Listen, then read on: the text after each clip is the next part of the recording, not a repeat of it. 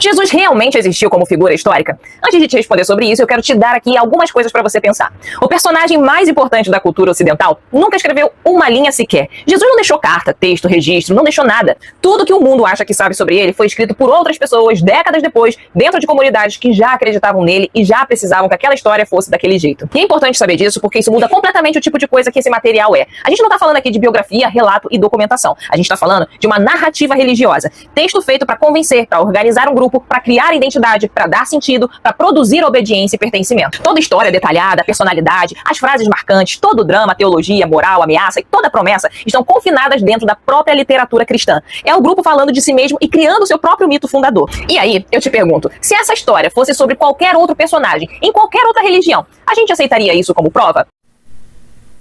Olá, eu quero tecer algumas considerações acerca desse vídeo da senhorita Aline Câmara. Adianto que eu não vou falar a partir de uma perspectiva catequética ou confessional, mas como pesquisador na área da fenomenologia da vida religiosa, eu gostaria de tratar de alguns aspectos a partir dessa abordagem. Eu sou Carlos Eduardo Bernardo, sou filósofo, sou pesquisador, sou escritor e sou professor.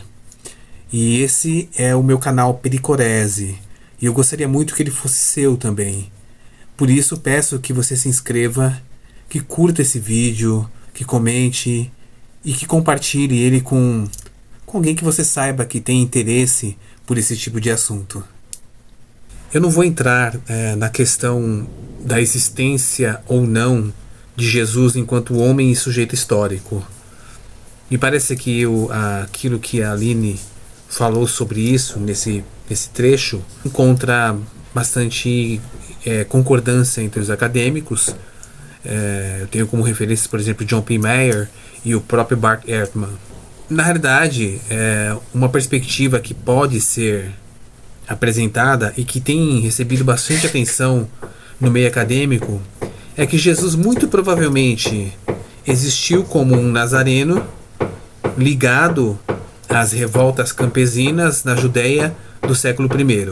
Mas eu quero propor assim um outro juízo a partir das considerações feitas sobre essa personagem, Jesus, e os testemunhos que temos dele. O primeiro ponto que eu gostaria de destacar tem a ver com esse fato de Jesus não ter escrito nada. Mas para isso eu gostaria de reproduzir as próprias falas da senhorita Aline. Por isso eu vou olhar aqui para o lado, onde estão as minhas anotações aqui das falas dela. Me permita.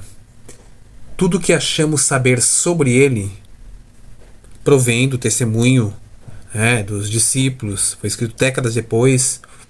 Foi produzido ali nas primeiras comunidades cristãs. Ela ainda afirma que esses textos não são biografias, relatos e documentação, mas apenas narrativa religiosa. E aí ela destaca que essas narrativas têm como objetivos convencer, organizar um grupo, criar identidade, dar sentido e produzir obediência e pertencimento. Ela também afirma que os elementos constitutivos da religião cristã são produzidos dentro do próprio grupo, que constrói, digamos assim, intramuros, o seu mito fundador. E aí ela conclui com uma pergunta, com um questionamento. Se essa história fosse sobre qualquer outro personagem, em qualquer outra religião, a gente aceitaria isso como prova? Antes de procurar responder essa questão, eu preciso tecer uns comentários breves sobre o que foi dito antes. Os evangelhos não pretendem ser biografias no sentido moderno do termo, nem simples relatos factuais, mas quando analisados sob os critérios da historiografia crítica, eles são considerados documentos e fontes fundamentais para o estudo do cristianismo primitivo. Isso não é negado por historiadores como Gesa Vermes e nem mesmo por Bart Ehrman. Quanto ao fato dos elementos constitutivos desses escritos terem sido produzidos no interior do próprio grupo, esse é um processo natural de formação de qualquer grupo religioso. E isso pode ser facilmente constatado em estudos nas áreas de ciências da religião, religiões comparadas e a fenomenologia da vida religiosa. Uma obra em minha área que bem demonstra isso é essa aqui, a História das Crenças e Ideias Religiosas, do Mircea Eliade. Vemos que esse mesmo fenômeno ocorre em todas as grandes religiões mundiais e faz parte da seriedade intelectual do pesquisador considerar primeiramente o que cada grupo diz de si, suas personagens, crenças, moral e assim por diante.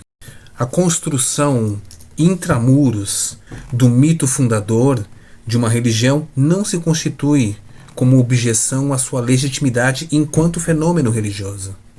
Dito isso, eu posso então passar à questão formulada pela senhorita Aline.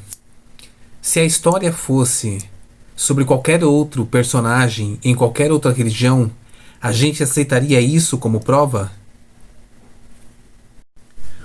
O modo como essa pergunta está formulada pode nos conduzir a equívocos. Não é a forma mais adequada de tratar de fenômenos religiosos, pois não se trata de aceitar ou não as narrativas religiosas como prova, mas de compreender qual a significação simbólica que elas possuem no contexto da experiência religiosa do grupo que a propõe. E dessa forma, portanto, eu proponho a recolocação da questão nos seguintes termos.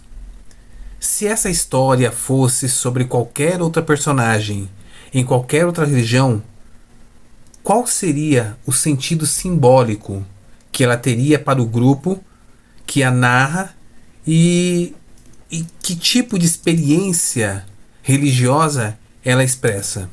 E eu penso que para responder essa pergunta, nós nem precisamos nos debruçar sobre o testemunho de qualquer personagem de qualquer outra religião.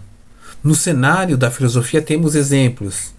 O mais notável desses exemplos é de Sócrates. Aliás, entre Sócrates e Jesus há bons e belos paralelos.